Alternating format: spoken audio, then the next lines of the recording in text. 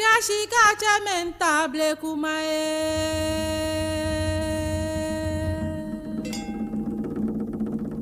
Oya foi intable kumae. Akable kuma bakula mabi. Mabi yo yo. Mabi yo yo.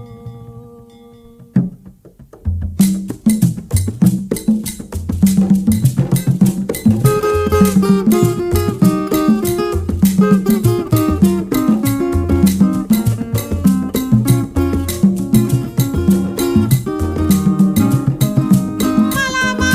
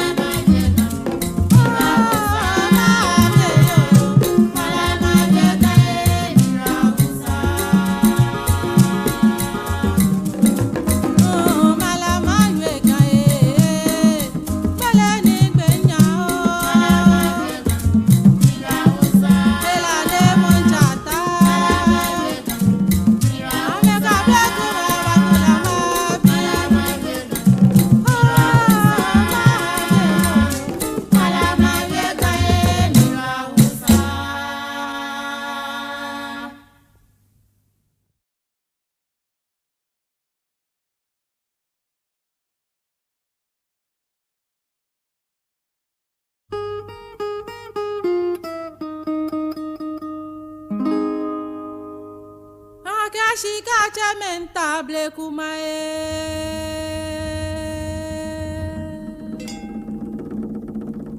Oyan foi intable kumae. Akable kuma bakula mabi. Mabi yo yo. Mabi yo yo.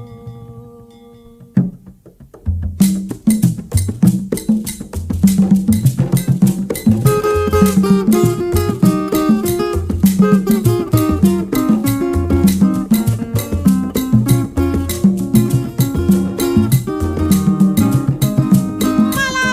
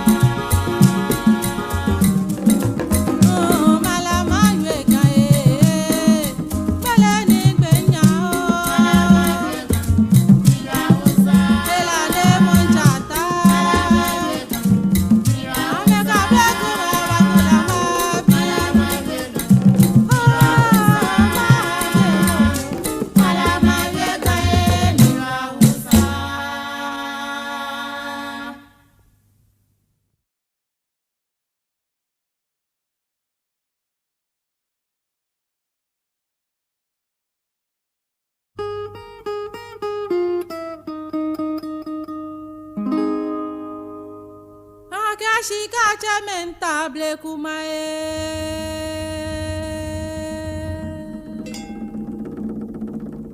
Oya foi intable kumae. Akable kuma bakula mabi. Mabie yo yo. Mabie yo yo.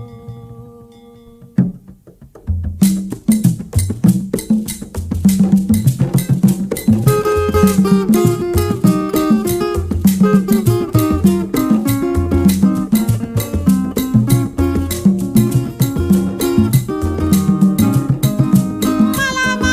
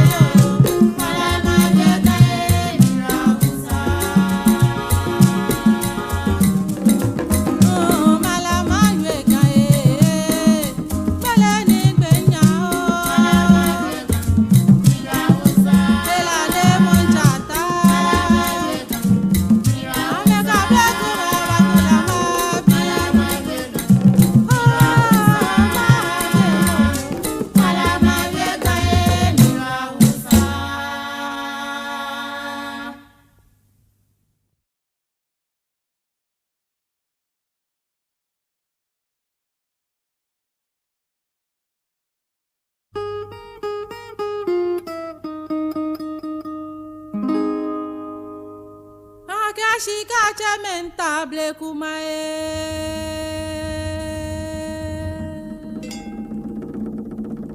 Oya foi intable kumae. Agable kuma bakula mabi.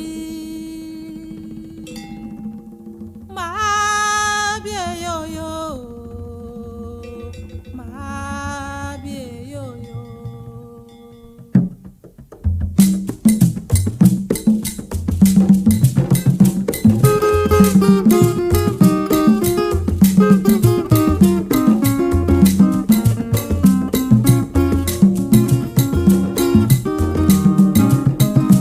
Malama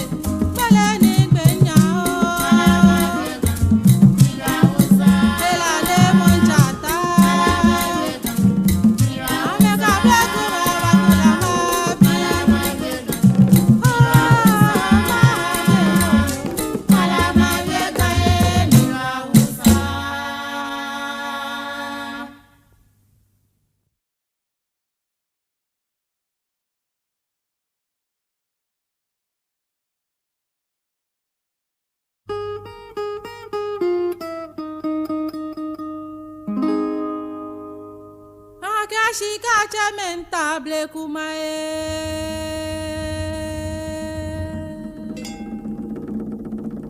Oya foi intable kumae. Agable kuma bakula mabi. Mabi yo yo. Mabi yo yo.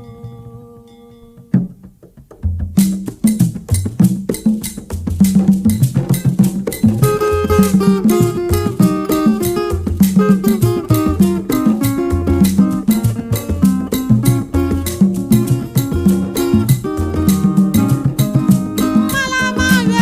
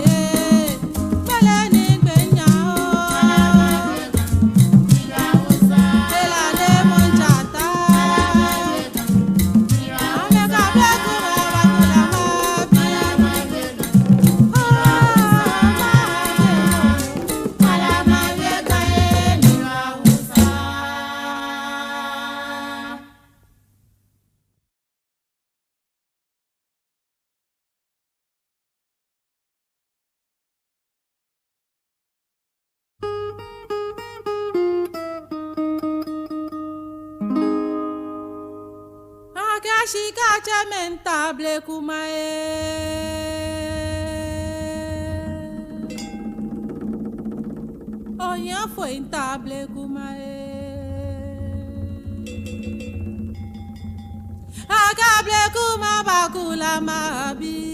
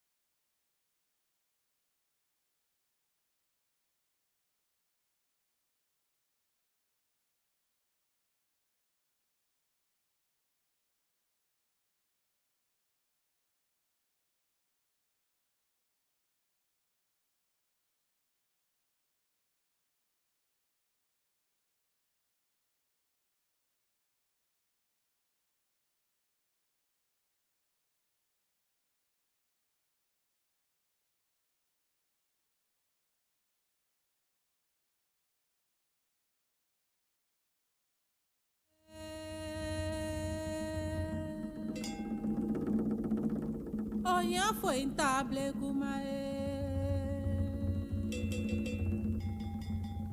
Akable kuma bakula mabi.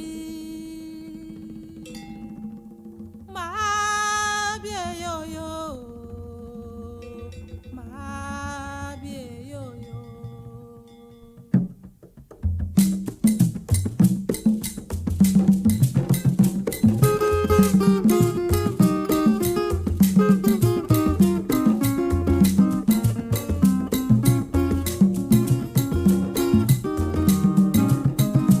Mala mabia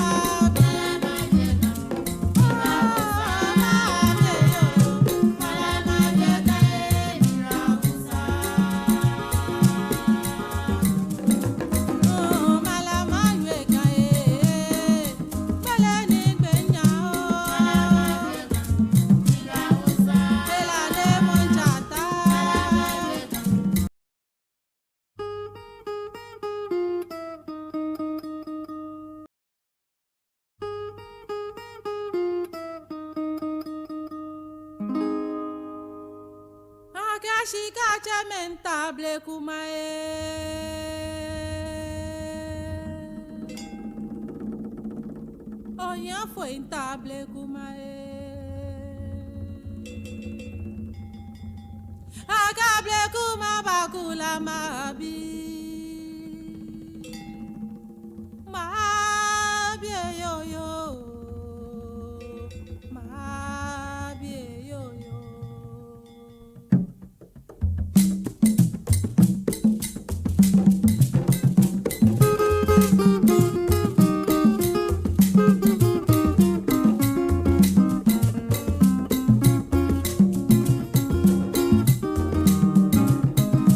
Malama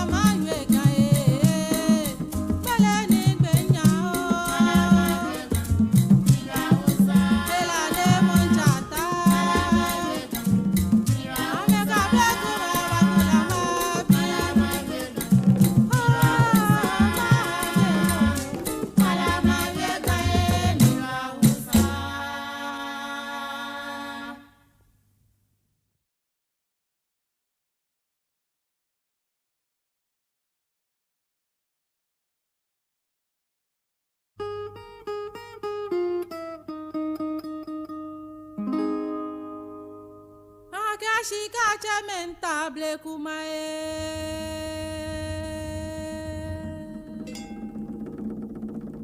Oya foi intable.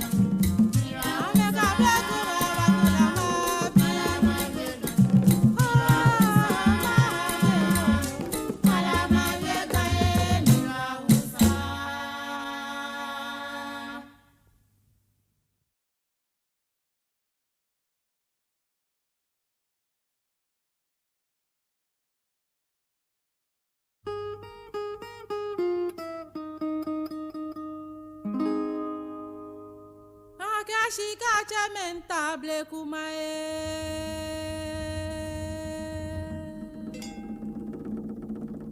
Oya foi intable kumae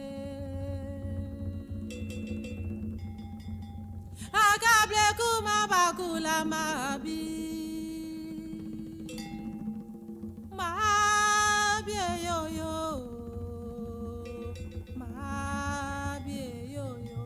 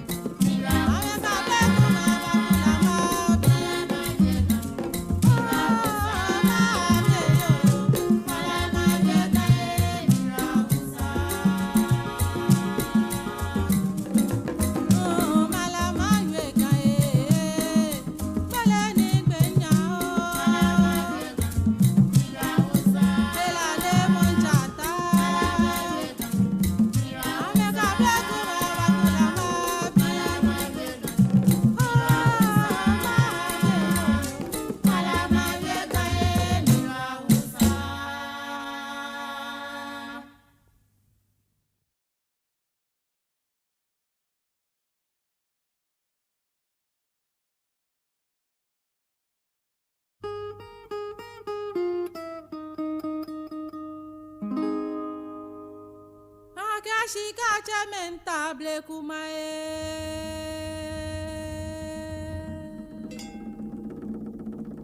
Oya fue intable kumae. Akable kuma bakula mabi.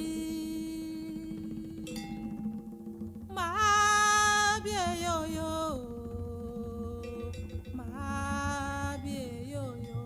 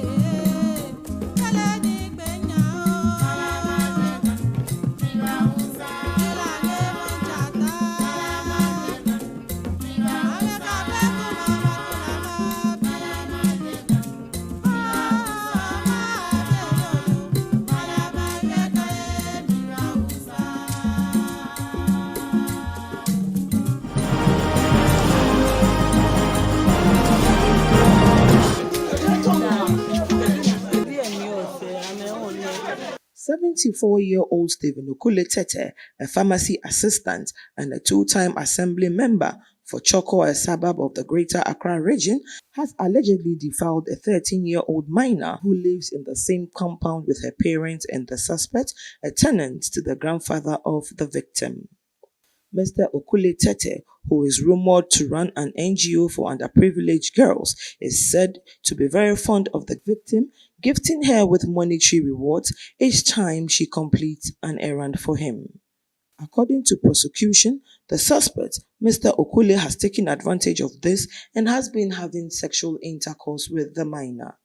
In a case filed by the complainant, Madam Charity Lati, a fishmonger and mother to the victim, on the 25th of January 2021, states after a long search for her daughter to run errands for her, she received information that the suspect had called the victim on an errand and therefore went to his home in search of her.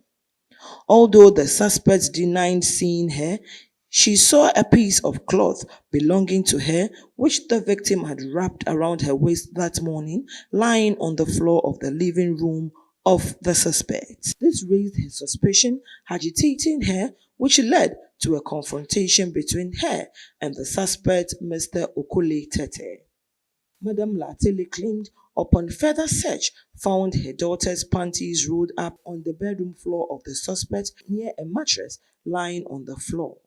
This prompted her to search further since she was convinced the victim was in the room. She later found the victim hiding under the matrimonial bed of the suspect with her top and tube rolled up.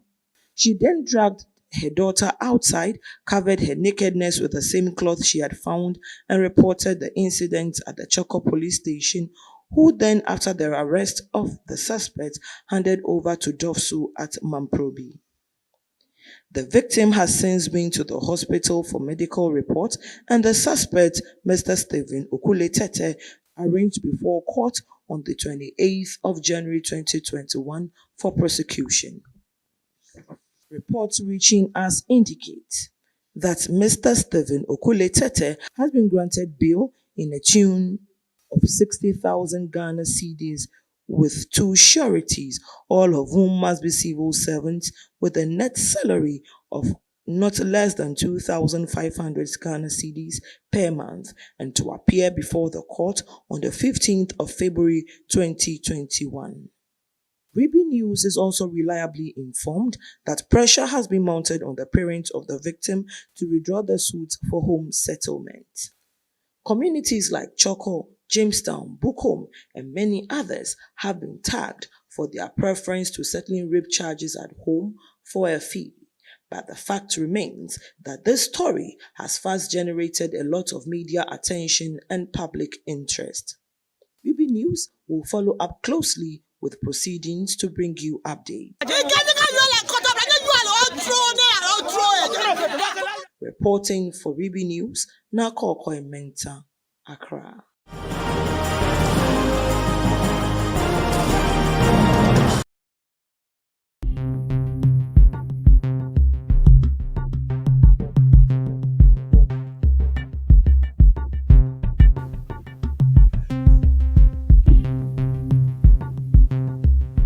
Yeah. Where you dey? You talk me say the gate. I beg, come. You hurry, then come.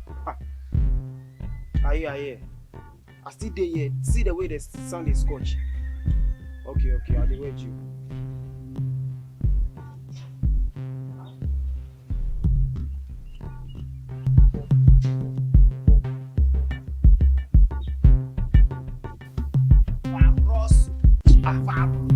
Charlie, you keep. Charlie, what's up? You keep. Charlie, surely they come. We sorry. You ain't care with Sunday, mini Sunday. Wait. Naka Facebook girl. Tell me then, che. In mini, you know, na in here don't cut to my 5 fish. Me don't call. Who shy? Condom. Nimino Quafe. Me a funimabu. Mini, you are coming, Jai. You can make you. Quite. Okay, mini. Hey, no, na me puma first, eh? Talk more.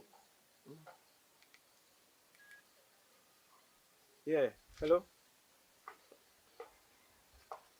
Yeah. Eva. Okay. Charlie. Mama say she dey come. Yo, man. I can't even care so much. Hey, call her make I talk something. What you go talk am? I go talk and say you sick where they take you go call you. I go see her. Ekpene. Oh, you me. What trees in all blood? Bread, Charlie no shame no kwani.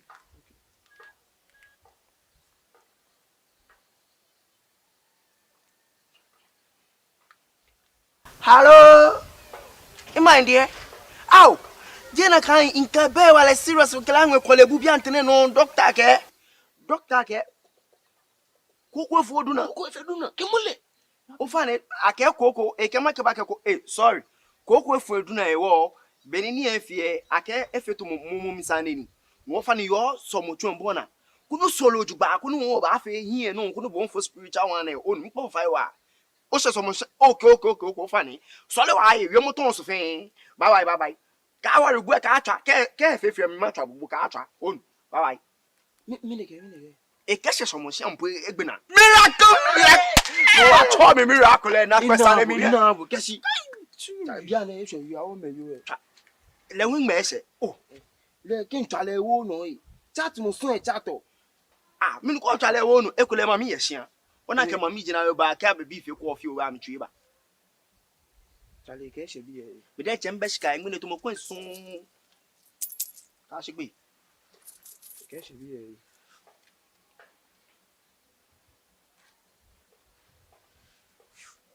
Okay. Go ba meet the junction no. David bin hala bi na ji location e. Oluwe. E se wa meet the okle mommy be hia. O ma me be hia. Beje. No go wa meet the kumo kla ba. Ke ba na wa bi e wa fe tu loka. O le no ko tun. We sure. Baho. O mi jobojomo olu. Baho.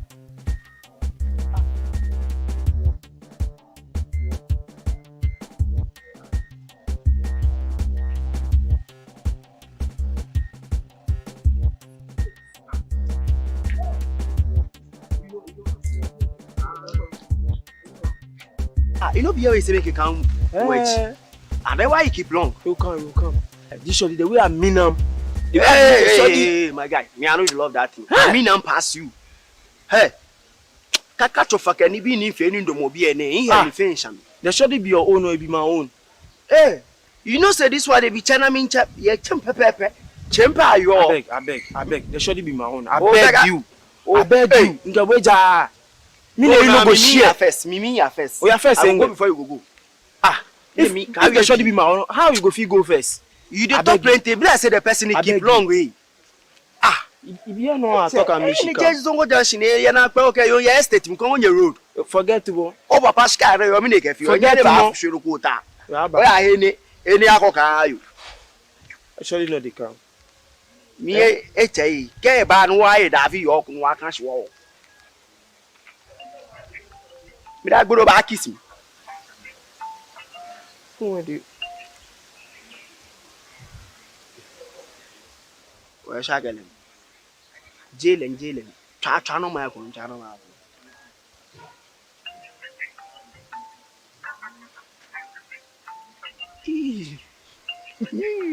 Joel ne. Okay, obi mi. Obi mi aro ke mko sia. Mi kele gba san ni e. Obi mi. O nyemi. Make go meet am. Na wa meet na mo. Ani gbo mo aba. Make mi we go. ajen.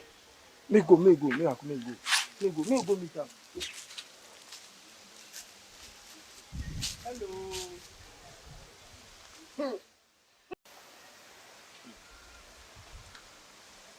Bonnet. Ah, come on. Phone che shi phone no habo no pe no allo mini. Ganyoni. Miracle ba. Miracle.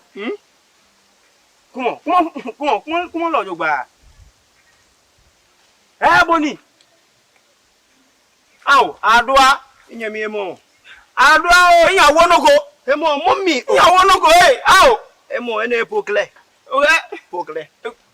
Okay, see, this is my brother. This is my brother. So you tell him your name, Mini efio. See, he is my brother. He's a very, very good boy. He very, very good. So tell him, don't be afraid. Tell him your name. Inyemi. No, man. No, tu to mo to de ke wono ku, no tu. Bye. Ai. Oh, yowa. Bye. Enya tete. Oh, Bye. hey. Bye. Eke bye. Onye. Hey. Bye. Hey, Adwa. Come on. Yo, be enya bo mu, ihe abo nu. Ihe abo. Mini ebo. Keniam. Shiniam. Baba. Aba. Kenya le ne ya. Jaja me ka aba. Baba. Ibai. Ka baba ya baba. Me. Oh, Baba. Daddy, Jamie, wait. I'm coming. Wait. Sorry. Hi. Oh, nyajwe mojino. Nyabani matwa migala ni ya. Next time, ya $200 then share na yomu. Next time.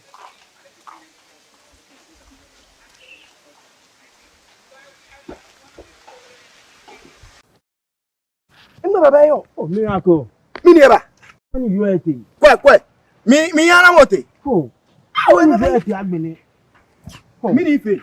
Mi ife. You make the shoddy go. Umo e wale ni yo ne. Oh. Only you are thing. Masa. Gana kaka chemi. Chale, ebebe ne inkebu. So kaka chemi. Kabebe ya kaka chemi. Mini, ebebe mini. Mi ko se mo ebebe yi.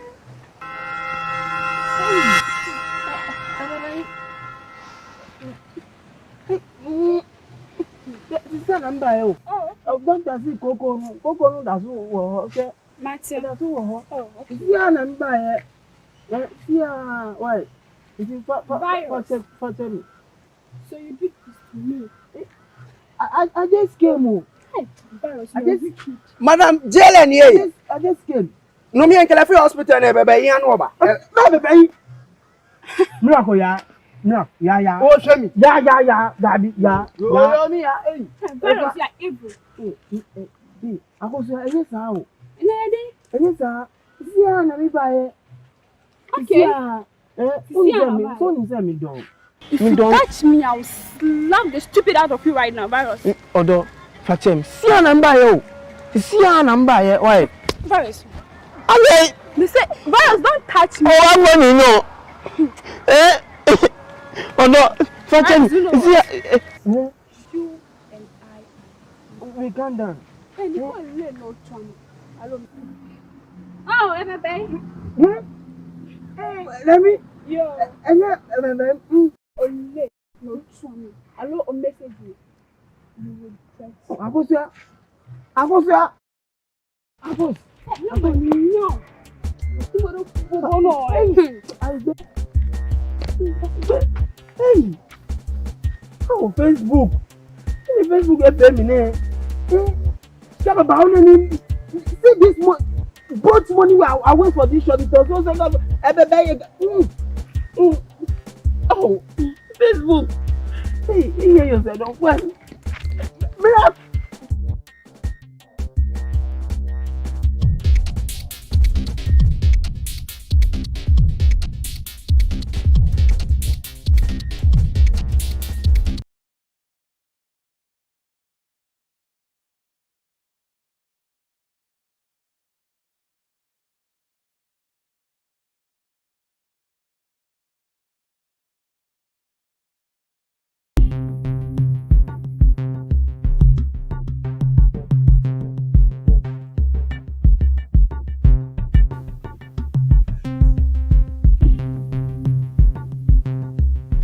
Yeah.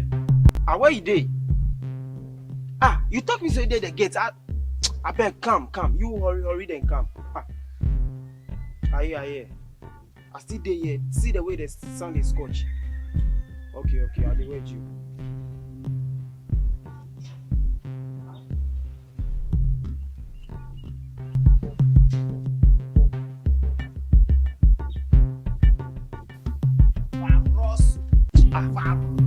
Charlie, you keep. Charlie, what's up? You keep. Charlie, surely they come. We sorry. You ain't care with Sunday minutes and Wait. Na ka Facebook girl.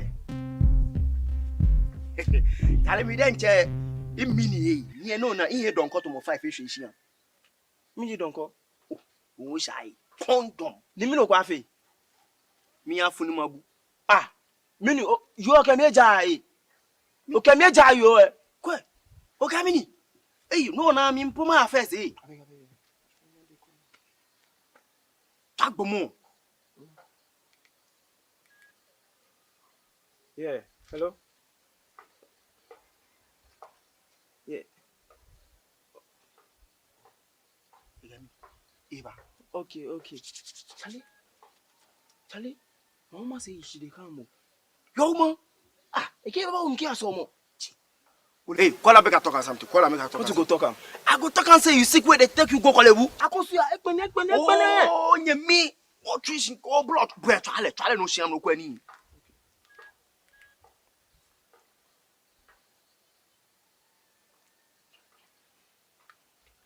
Hello. Mind there? Ow. Jena kan inka be wala serious kala ngwe Kolebu bi antene no doctor ke. Koko foduna. Kimule. Ofane ake koko ekema ke ba ke ko sorry. Koko foduna ewo benini efie ake efeto mumu misane ni. Wo fa ni yo somotu mbona. Kunu solo jugba kunu wo ba fe hie no kunu bo for spiritual one onu mpo fa wa. O se somo okay fa ni. Sole wa ye we moton so fe. Bye. Ka wa regu ka atwa ke fe mi matwa bubu ka atwa onu. Bye. Mineke. Ekese somo shampo egbena. Miracle! Mo wa to me miracle na kwesa na mi na bu kesi. Bia na ehwe wi awo me yo. Le wi me ese. Le kin twale wo no yi. Chat mo so e chato. Mi ko twale wo no ekule ma mi yehia. Wona ke ma mi gina yo ba ka be bi fe ko ofi o wa mi twi ba. Twale ke ehwe bi e. Be de chembe shika ngu ne to mo kwansun. Ka shigbe. Ke ehwe bi e.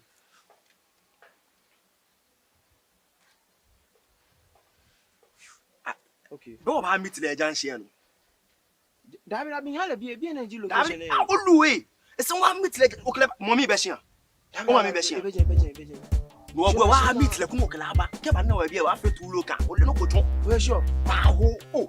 O mi jobojo mo olu. Baho.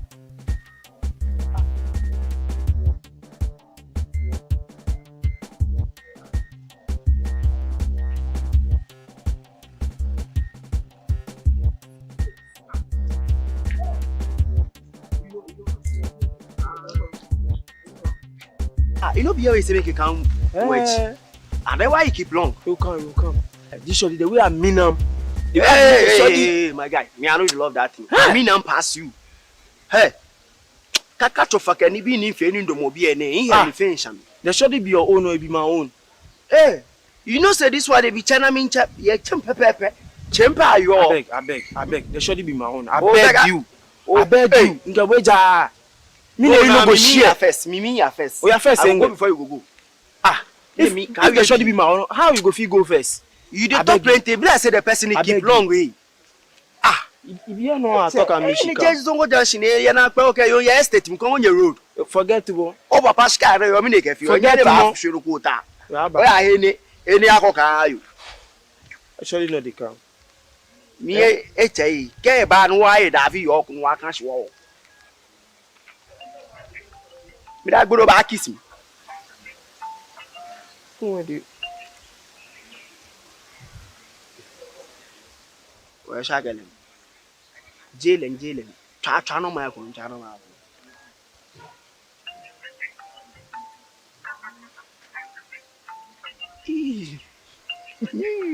Joel ne. Okay, obi mi. Obi bi aro ke mko sia. Mi kele gba san ni e. Obi mi. O nya mi. Make go meet am. Na mo am meet na mo. Ani gbo mo aba. Make Mi we ya go. den. Me go meet am.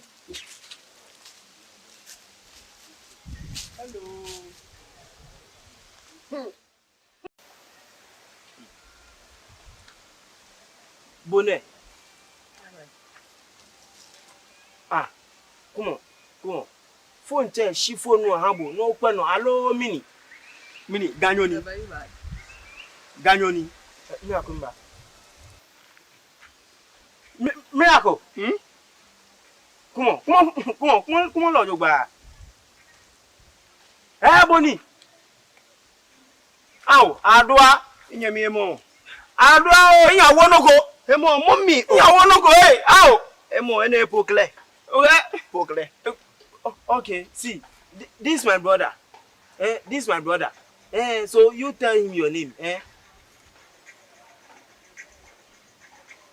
Mi ne fio. See, he is my brother.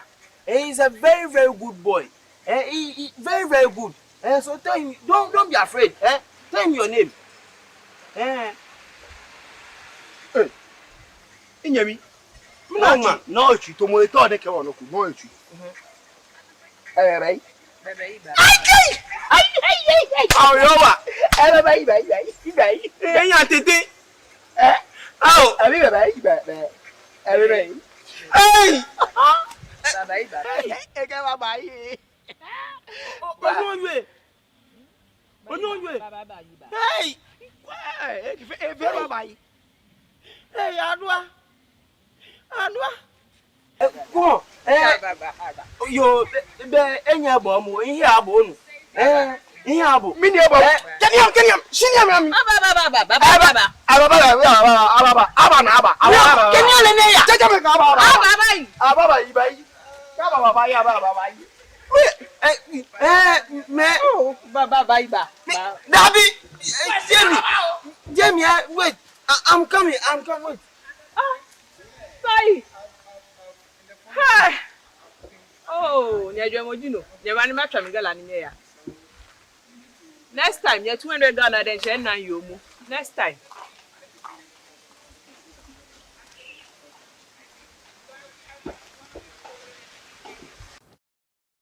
Emma baba yo. Oh, miracle. Mi ne ba. When you are thing. Kwe. Mi yana mote. Oh. How you are thing agbene. Mi ni ife. Mi ife. You make the study go. Kuma wala ni yo ne. Oh. Eh? Only you ate. Masa. Can I catch me? Eh? Chale. Eh? Chale ebebe na inkebu. So catch me. Kabebe ya catch me. Ebebe. Mini ebebe mini. Me cross mo ebebe.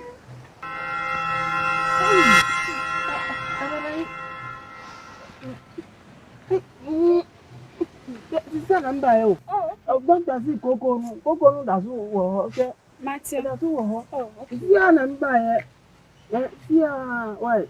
It is for me. So you did this to me. I just came. Hey, virus, I you're just wicked. Madam Jelen ye. I just came. No me enkele free hospital na ebebe yan oba. No bebe. Miracle ya. No, ya. O hwe mi. Ya. Dabi ya. Yo mi ya eh. Virus, you're evil. Akoso eye sa o. Nede? Eye sa. Si ya na mi ba ye. Okay. So ni se mi don.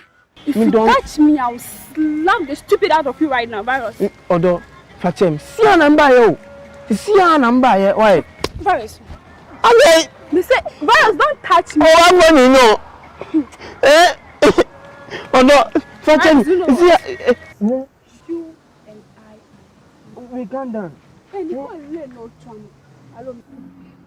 Oh, baby. Let me. Yo. Ole, no trouble. Alone, a message you. You will get. Akosia. No. No. Hey. Oh, Facebook. Facebook FM ne. Come about any. See this both money I wait for this short because so oh, Facebook. Hey, you hear yourself, don't what?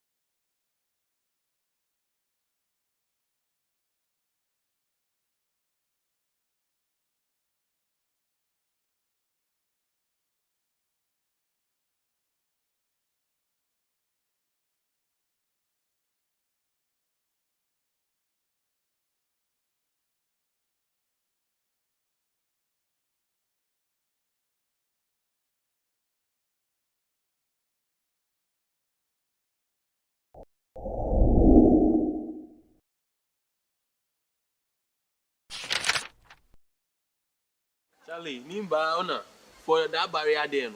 We barrier. Just this barrier. No need obi no. Police be when operation kona me fio. No operation. Oh, They make everybody drop. Wait and say then they check nose man. Charlie, how I make hot? Charlie Baba. This Like afternoon they make a make. Government waka so be answer into one shy bet you. Oh Charlie, sometimes you know be everybody way. Tie by no share dan. And round match na go see say. Oh, see somebody. Match. It's not name. And I share buy for one. Massa, if you people share we for one cry now, what last any you know be it. Last cry did the enemy. He did the you people your history inside. We score you a. Go carry. Me pa mo na 1 2 3 4 5 no work. You okay confident 6 6 7 8. No. Ka ke money. Oh, if one can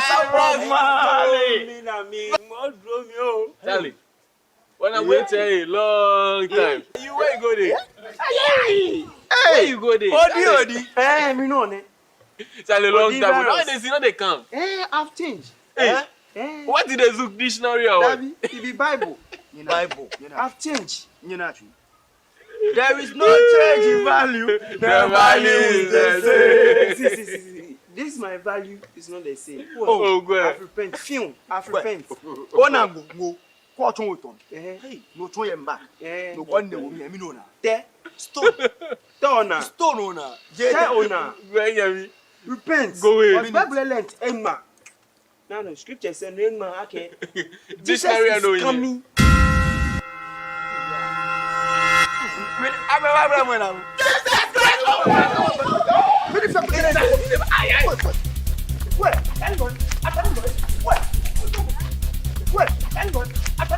Why?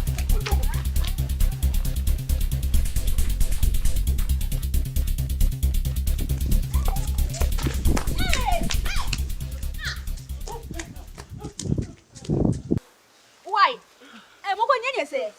Am I safe? Okay. Virus. What is wrong? What say? Me know. Hey, I said the way I said what's on me? They were shaking. See, Juliet. Three girls. See, the Bible said flee from fornication. So I was fleeing, me from the number was fleeing. So that was the reason why you guys were running.